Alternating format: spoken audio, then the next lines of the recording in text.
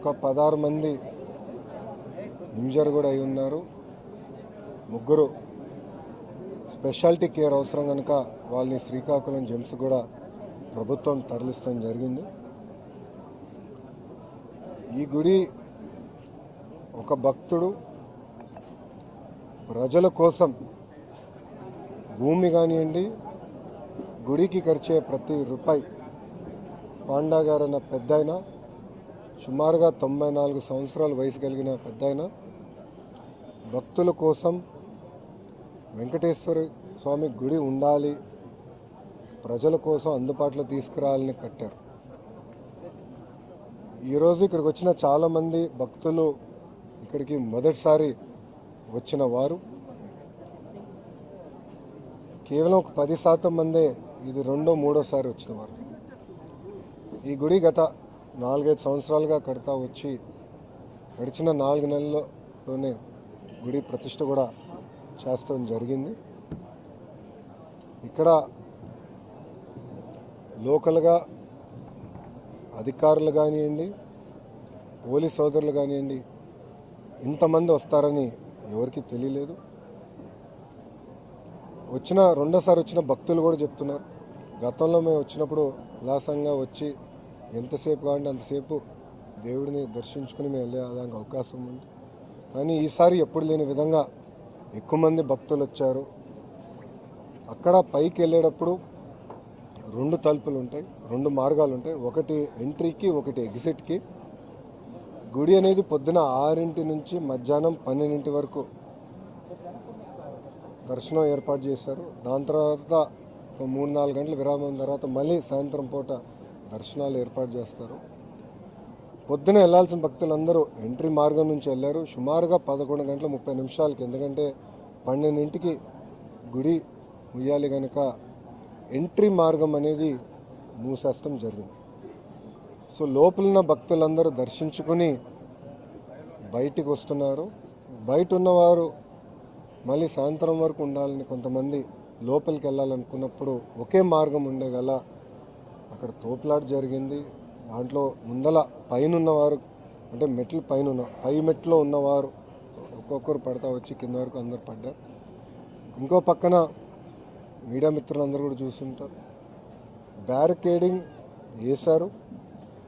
కానీ ఆ బ్యారికేడింగ్ ఏంటంటే ఫౌండేషన్ 2.5 ఇంచెసే చేశారు. జనరల్గా ఎక్కువ మంది భక్తులు వచ్చిన ప్రాంతాల్లో మినిమం 6 ఇంచులు లోపలికి వేస్తారు. అది అక్కడ చేయలేకపోయారు.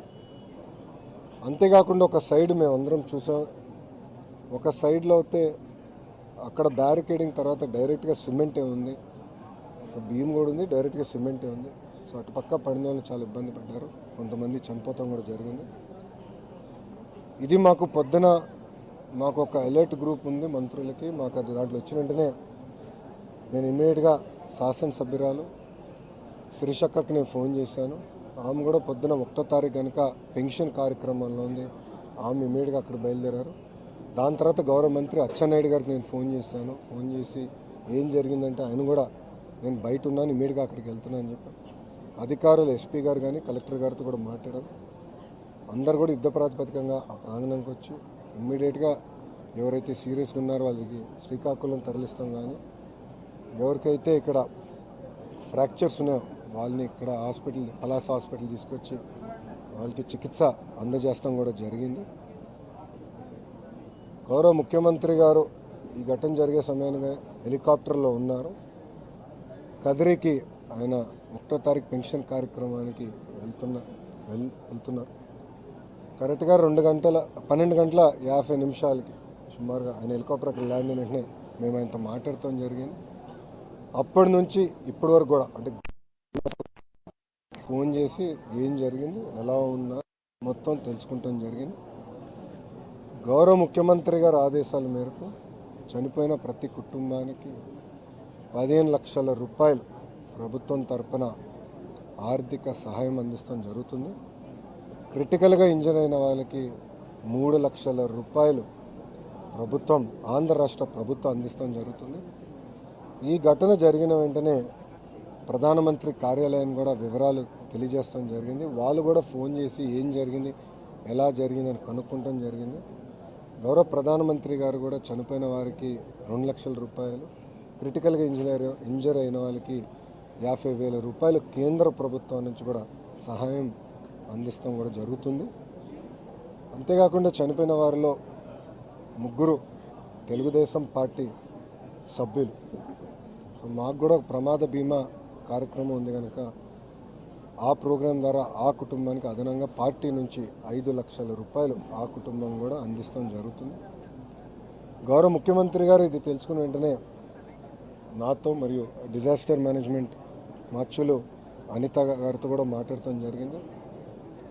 ఇమ్మీడియట్గా రాష్ట్ర వ్యాప్తంగా ఉన్న కలెక్టర్లకి, ఎస్పీలందరికీ కూడా రాష్ట్రంలో ఉన్న అన్ని గుడులకి వాళ్ళ డేట్స్ ఏంటి, వాళ్ళ ప్రోగ్రామ్స్ ఏంటి, గతంలో భక్తులు ఎంతమంది వచ్చారు, రాబోయే రోజులు ఎంతమంది వస్తారు, ముందల నుంచే మొత్తం వివరాలు సేకరించి సీసీటీవీ కెమెరాలన్నీ కూడా ఏర్పాటు చేసి క్రౌడ్ మానిటరింగ్ కూడా టెక్నాలజీ వాడి చేయమని ఆయన ఆదేశాలు కూడా జారీ చేస్తాం జరిగింది.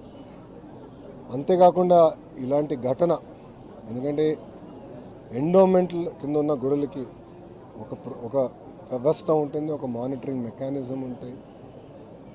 ప్రైవేట్ గుడులు అంటే ప్రైవేట్ వ్యక్తులు గుడులు కట్టినప్పుడు దానికి తీసుకోవాల్సిన జాగ్రత్తలు ఏంటి, గుడి కట్టేటప్పుడు ఎస్ఓపీస్ ఏమేమి పాటించాలి, దానిపైన కూడా చాలా సీరియస్గా రూపొందించి అది కూడా అనౌన్స్ చేయమని గౌరవ ముఖ్యమంత్రి గారు మంత్రివర్గాన్ని కూడా ఆదేశాలు జారీ చేశారు.